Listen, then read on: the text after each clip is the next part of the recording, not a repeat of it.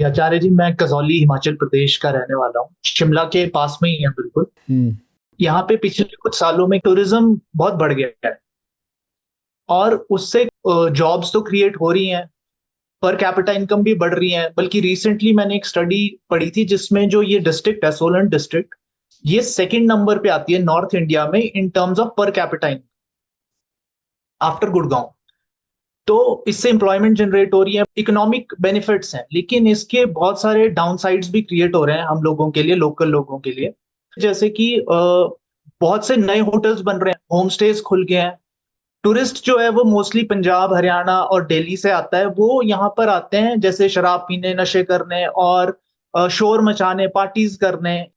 अब होटल्स वगैरह क्या कर रहे हैं, इनको आकर्षित करने के लिए वो म्यूजिक बजाते हैं, बहुत लाउड म्यूजिक बजाते हैं, जो मतलब परमिसेबल लिमिट्स हैं जो गवर्नमेंट ने सेट करी हैं, उनका उनको कोई भी ध्यान नहीं है।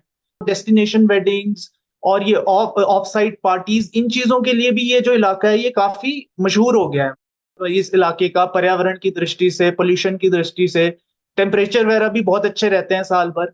हम मतलब पुलिस में कंप्लेंट्स करते हैं, कभी सीएम हेल्पलाइंस पे कंप्लेंट करते हैं, तो इन पे हम भी दबाव डालने की कोशिश करते हैं। लेकिन मोस्ट फैमिलीज के बच्चे वगैरह भी अब इनके पास एम्प्लॉयड हैं, तो वो भी अब मतलब हमारे साथ जुड़ना नहीं चाहते। अगर हम इनके अगेंस्ट कुछ एक्शन करना चाहें तो हम जन समर्थन भी इतने आसानी से जुटा नहीं पाते। तो मतलब हम जो लोकल जब सफर कर रहे हैं, उससे लड़ने के लिए अब हम मतलब कैसे थोड़ा मार्गदर्शन करें कि कैसे हम इसको।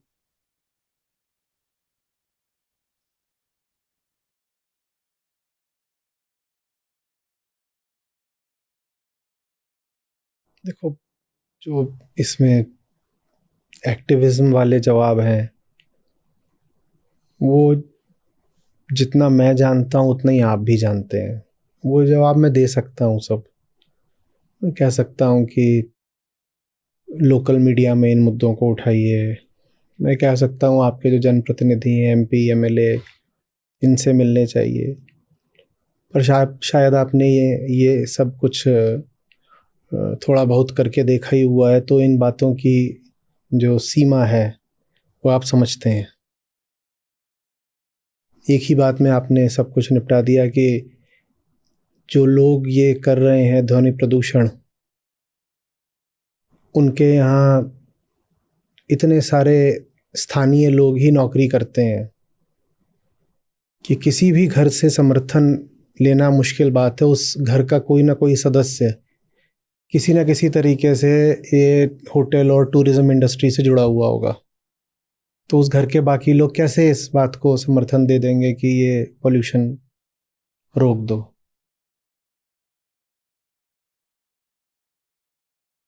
जिसको हम स्थानीय मुद्दा कह रहे हैं वो स्थानीय है नहीं ना।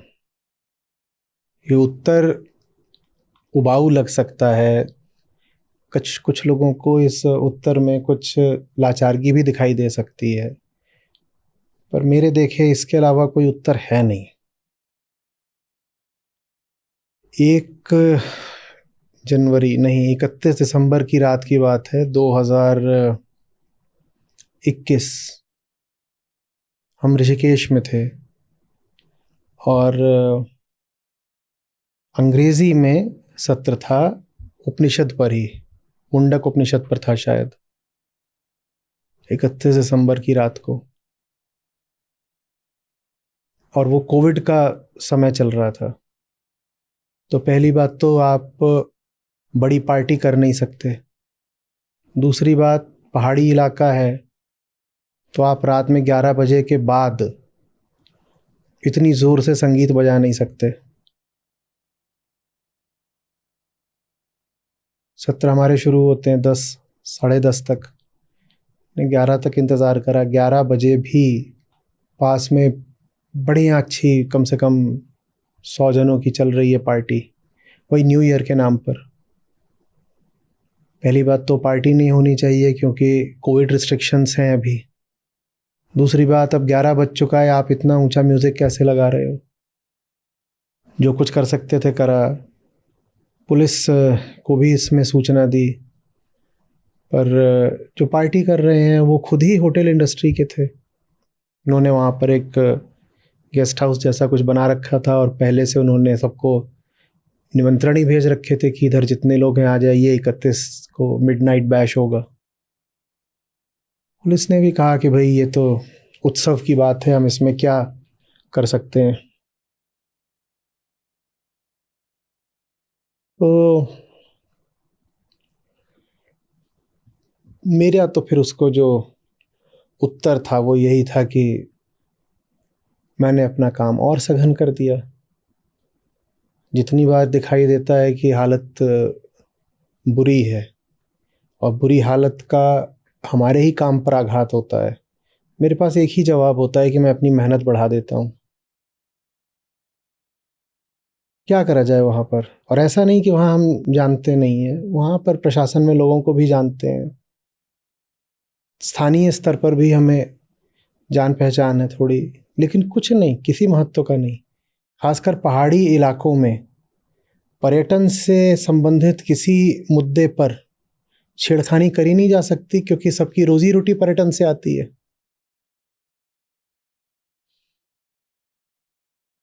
मैंने तो वही करा जो कर सकता हूँ। मैंने मेहनत बढ़ा दी, लोगों तक बात पहुँचे वो बात बढ़ा दी। अब उसका असर सिर्फ ऋषिकेश पर नहीं होगा, उसका असर आपके शहर पर भी होगा। जो जो मेहनत हमने बढ़ाई है, भले ही उसके कारण में ऋषिकेश की एक घटना हो एक दिन की, लेकिन अब उसका जो प्रभाव है, जो उसका हीलिंग इफेक्ट है, वो पूरे देश को बल्कि पूरी पृथ्वी तक पहुँचेगा। हाँ, बहुत अभी कम सामर्थ्य में पहुँचेगा, पर जैसे जैसे मिशन और ताकतवर होता जाएगा वैसे वैसे सब जगहों पर उसका असर और प्रगाढ़ होता जाएगा। नहीं तो आप अपने स्तर पर लोकल लेवल पर आप धरना प्रदर्शन मोर्चा आदि कर सकते हैं। मैंने देखा है कि इनसे कोई विशेष लाभ होता नहीं है। अब ऋषिकेश में ही जैसे वहाँ पर मांसाहार निषेध है, आप होटलों में नहीं कर सकते, पर वहाँ सरेआम चलता है। बाकायदा मेनू कार्ड छपे हुए हैं जिसमें, और उनसे पूछो कि ये क्यों कर रखा है, क्या विदेशियों के लिए? विदेशी लोग आते हैं? बोले नहीं, विदेशी जो आते हैं वो तो बल्कि शुद्ध शाकाहारी होते हैं। ये जितने दिल्ली वाले आते हैं, ये आते ही बोलते हैं कि हमें बटर चिकन चाहिए। ये यहाँ आते ही इसीलिए हैं कि इनको बियर पीनी है और चिकन खाना है और पार्टी करनी है, और इन्हीं से हमें पैसे मिलते हैं। ये जो पूरी सड़कें चौड़ी कराई गई हैं इसलिए तो कराई गई हैं, ये दिल्ली, गुड़गांव, चंडीगढ़ वाले सब और तेज़ी के साथ इन जगहों पर आएँ, और चिकन ही क्यों, मटन, पोर्क, बीफ सब चले। तो ये तो बहुत गहरी बीमारी के लक्षण हैं। उसका सतही उपचार ये है कि मैं आपको कोई मलहम दे दूं कि ऐसे लगा लीजिए। मलहम से कुछ काम हो सकता हो तो लगा लीजिए मलहम भी, मुझे कोई समस्या नहीं। मैं बीमारी की जड़ खत्म करना चाहता हूं, तो मैं कर रहा हूं प्रयास।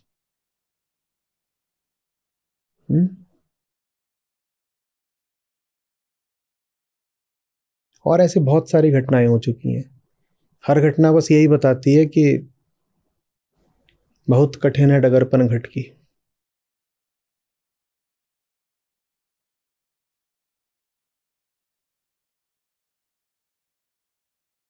क्यों कोई कहेगा कि आप शांति की जगह पर बिल्कुल ही रद्दी घटिया किस्म का पॉप लगा रहे हो, ये नहीं होना चाहिए? क्यों कहेगा? उसको चाहिए ही वही है।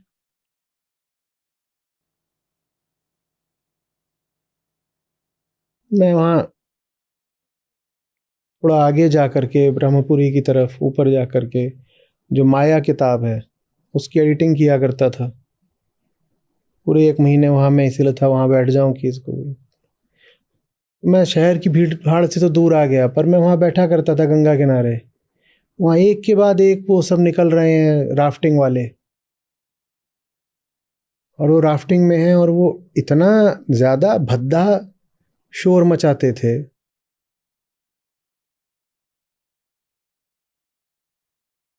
आप बैठे हो, अचानक यहाँ सामने से एक के बाद एक राफ्ट निकल रहे हैं, और वो सब जितने भी सबसे अश्लील गाने हो सकते हैं, ये गंगा के साथ हो रहा है, ये ऋषिकेश के साथ हो रहा है।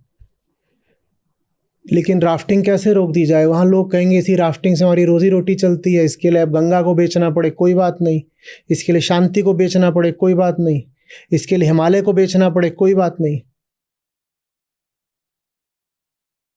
यहाँ से जब सब राफ्टिंग के लिए जाते हैं, उनके राफ्टिंग का मतलब ही यही होता है कि जितना फूहड़ शोर मचा सको राफ्टिंग में मचाओ।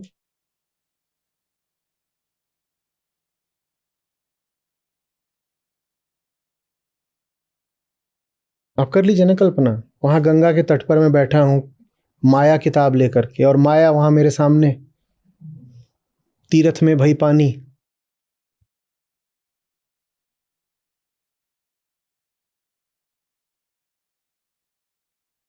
और वैसा शोर वो शायद और कहीं मचा भी नहीं सकते। कितनी विचित्र बात है, जो शोर आप शहरों में भी नहीं मचा सकते, वो शोर आपको तीर्थ में मचाने की अनुमति, लाइसेंस मिल जाता है। जितनी फूहड़ता से ये लोग गंगा में राफ्टिंग करते हुए चिल्लाते हैं, इतनी फूहड़ता से तो अपनी सोसाइटी में, अपार्टमेंट में, गली मोहल्ले, बाजार में भी नहीं चिल्ला सकते, पुलिस आ जाएगी।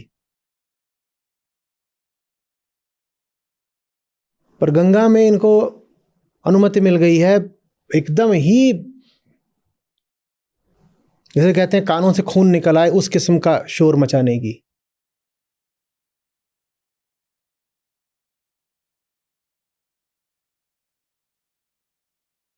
उसमें गाली गलौज तक शामिल है जो शोर मचाते हैं।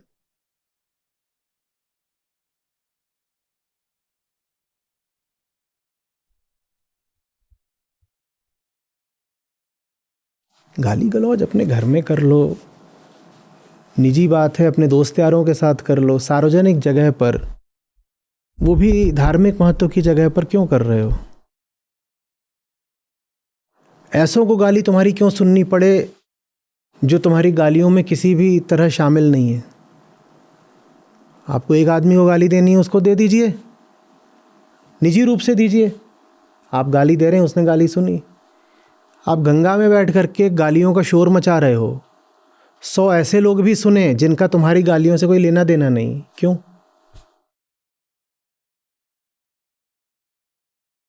लगभग एक तरह की, अगर साइको एनालिसिस की दृष्टि से देखा जाए तो एक तरह की वो सेक्सुअल एक्टिविटी होती है। कहते हैं हम गंगा माँ, और वहाँ जो चल रहा है अगर उसको फ्रायड आदि देखते तो कहते कि इसमें वासना दिखाई दे रही है, क्योंकि जितने गाने होते हैं वो सब वासना वाले ही होते हैं। वो चला रहे हैं, बिल्कुल मुझे गाना याद है, उसकी रिकॉर्डिंग हुई थी, मैंने भेजी। नीले नीले अंबर पे चांद जब आए, हमको तरसाए, प्यार बरसाए। ये तुमको वहाँ पे क्यों याद आ रहा है? क्योंकि जो तुम कर रहे हो, तुम्हारे देखे वो कोई फिल्मी दृश्य है जिसमें कोई भीगे कपड़ों वाली युवती तुम्हारे साथ होती तो तुम्हें क्या आनंद आता? तुम वही सब दृश्य अपनी कल्पनाओं में निर्मित कर रहे हो। नहीं तो वहां पर तुम ये सब क्यों गाओगे? और ये तो फिर भी बहुत एक शिष्ट गाना मैंने बोला। जितने वो फूहड़ उस समय के टॉप पॉप रैप चल रहे होंगे, वो सब राफ्टिंग में ही चल रहा होता है।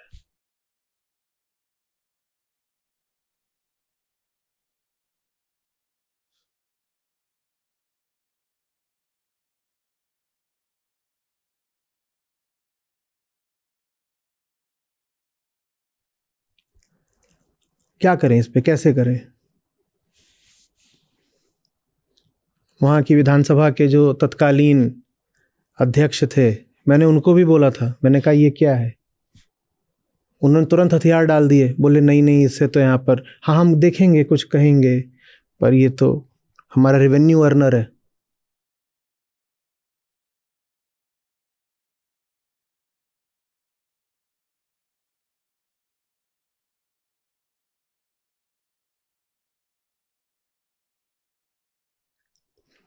तभी हो सकता है जब चेतना में ही एक परिवर्तन आए।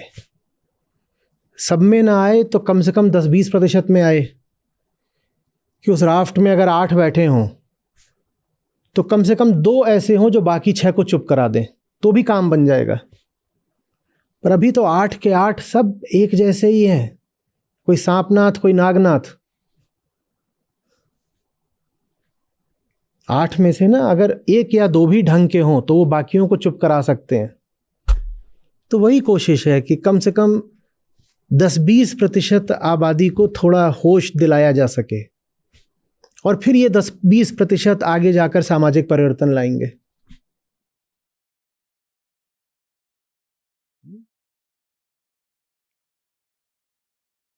पहाड़ों की निर्मलता पर हमारी वासनाएं और ज्यादा विस्फोटक रूप से प्रकट हो जाती हैं। जितने उद्दंड तो हम अपने आम जीवन में आम समाज के बीच नहीं होते, उससे ज्यादा उद्दंड हम पहाड़ों पर हिमालय पर जाकर हो जाते हैं। जो नालायकियां बदतमीजियां हम अपने शहरों गांवों में नहीं करते, वो हम जाकर के पर्वतों पर करने लग जाते हैं। पर्वतों पर जाते इसीलिए कि यहां करने को नहीं मिलेगा, वहां कर लेंगे, क्योंकि वहां पर हम कुछ पैसे देंगे तो होटल वाले हमें कुछ भी करने की आज़ादी दे देंगे। वहां पर हम कुछ पैसे देंगे तो लोकल्स हमें कुछ भी करने की आज़ादी दे देंगे।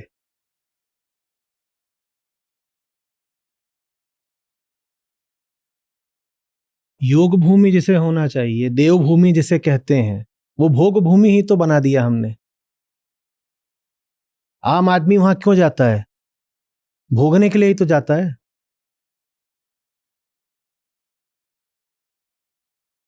आपके प्रांत में ही कई ऐसे शहर हैं छोटे छोटे, और कई स्थान हैं जो कि प्रसिद्ध ही इसलिए हैं कि यहां पर आ जाओ तो यहां पर बिल्कुल असली खरी शुद्धता वाला नशा मिलता है।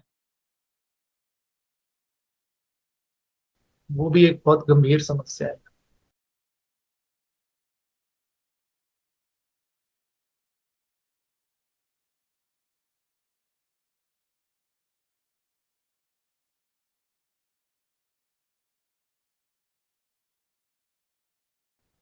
बहुत से लोकल जो बच्चे हैं वो इनफैक्ट नशे बेचते हुए पकड़े भी जा रहे हैं, और बहुत से उनको जेलों में भी जाना पड़ रहा है, बहुत से लोकल जो इसमें।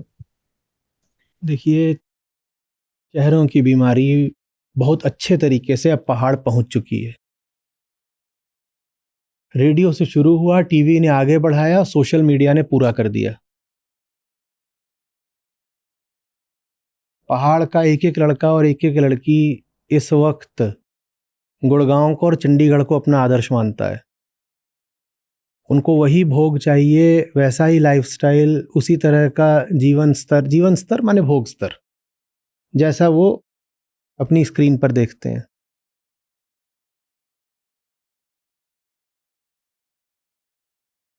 उसमें कोई समस्या नहीं है, 2-4 पेड़ चोरी से काट कर बेच दिए तो क्या हो गया।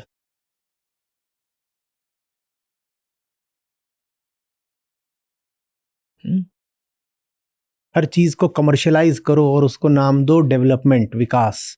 विकास माने कमर्शियलाइजेशन, यानी कि जो चीज कमर्शियलाइज्ड नहीं है वो विकसित नहीं है। क्या परिभाषा है, गजब हो गया। जिस चीज का व्यवसायीकरण नहीं हुआ है माने उसका अभी विकास नहीं हुआ है। मस्त परिभाषा है।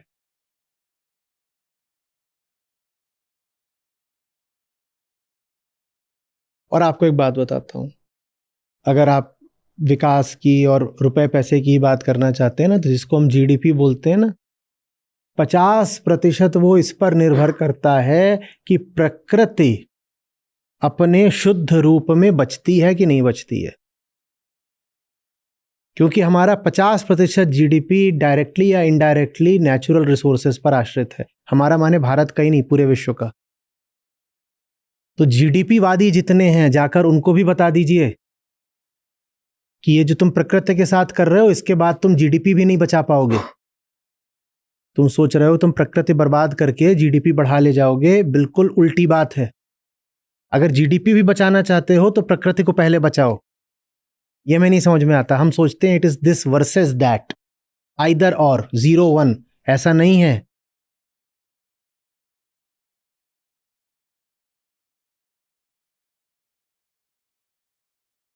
पर ये बातें समझानी पड़ेंगी।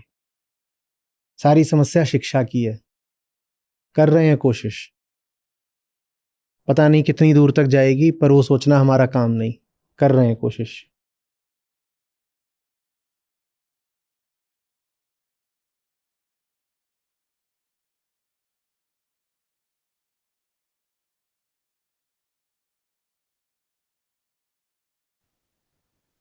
यहाँ का जो AQI है वो भी अब, मतलब वो इतना अच्छा नहीं है। मतलब जैसे कि होता है ना, हम देखा मानते देखा हैं कि पहाड़ में।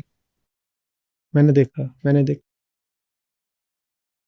मैं अभी 2 महीने पहले नैनीताल में था, 1.5 महीने पहले, 4 दिन के लिए। वहाँ का AQI ऐसा नहीं है कि दिल्ली के AQI से एकदम अलग था। अभी थोड़ा बेहतर है, शायद आगे उतना भी अंतर नहीं बचेगा। लेकिन वो हेल्दी हेल्दी कैटेगरी में अब मतलब नहीं है, नहीं है। अब नहीं है, अब नहीं है। 50 से नीचे होना चाहिए।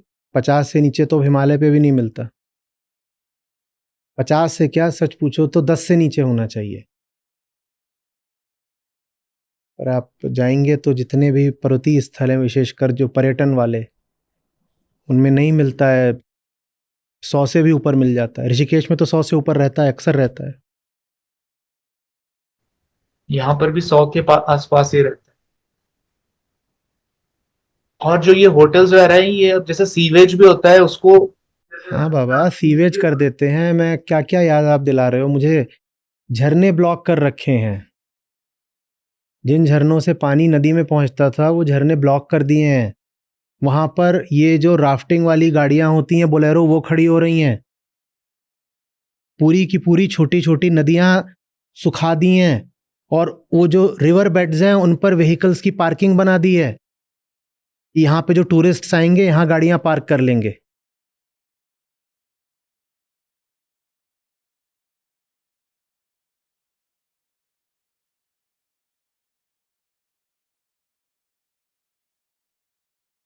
एक समय पर, अभी 2 साल पहले तक, मैंने लगभग मन बना लिया था कि मैं उत्तराखंड में ही कहीं कुछ ले करके बस जाऊंगा।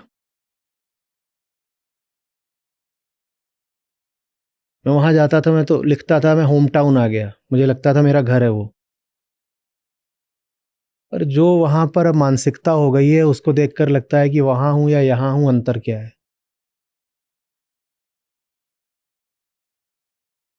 और ध्यान दीजिएगा कि जैसे आप प्रदूषण की बात कर रहे हो, प्रदूषण बाहर होता है ना, हवा में, वैसे ही जो भीतर का प्रदूषण होता है, ये भी पहाड़ों पर बहुत है।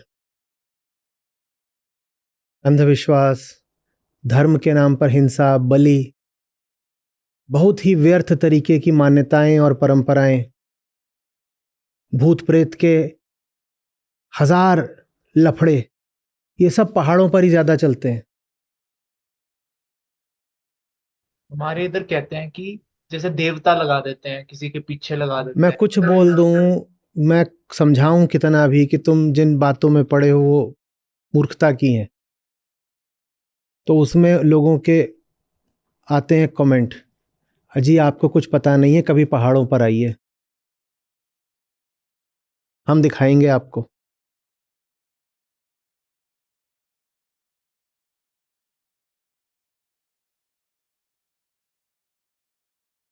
जब तक, जैसे पूरे विश्व में जरूरत है बाहरी शिक्षा की और अंदरूनी विद्या की, उसी तरीके से पहाड़ों में भी जब तक शिक्षा और विद्या दोनों नहीं पहुंचेंगे, तब तक पहाड़ों का बचना बहुत मुश्किल है।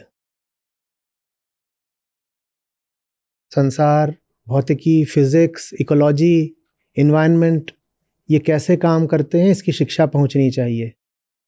और भीतर मद, मोह, मात्सर्य, सब कैसे काम करते हैं, अंतःकरण क्या है, अहंकार क्या है, इसकी विद्या पहुंचनी चाहिए। जब ये दोनों पहुंचेंगे तभी पहाड़ बचेंगे।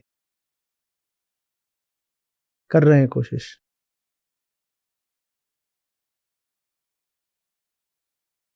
कभी कभी लगता है शायद बहुत देर हो गई, अब 50 साल पहले शुरू करना चाहिए था। ठीक, इतना अपने हाथ में।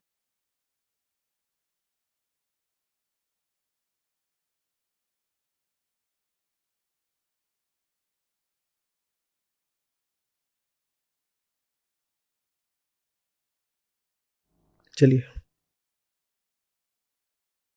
धन्यवाद। भाग्य भला न होएगा, कहाँ धरोगे पाँव। भाग्य भला न होएगा, कहाँ धरोगे पाँव। सिर सौंपो सीधे लड़ो, काहे करो कुदाव रे साधो, काहे करो कुदाव। सूरा के मैदान में कायर का क्या काम। सूरा के मैदान में कायर का क्या काम। कायर भागे पीठ दे, सूर करे संग्राम रे साधो, सूर करे संग्राम। सूरा सोई सराहिए, लड़े मुक्ति के हेत। सूरा सोई सराहिए, लड़े मुक्ति के हेत। पुरजा पुरजा कट पड़े, तो भी न छाड़े खेत रे साधो, तो भी न छाड़े खेत।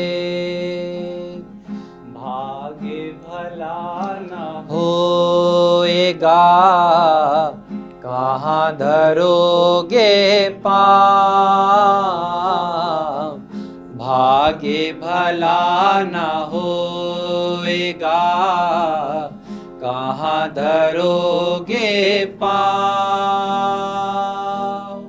सिर सौंपो सीधे लड़ो, काहे करो कुदाव रे साधो, काहे करो कुदाव।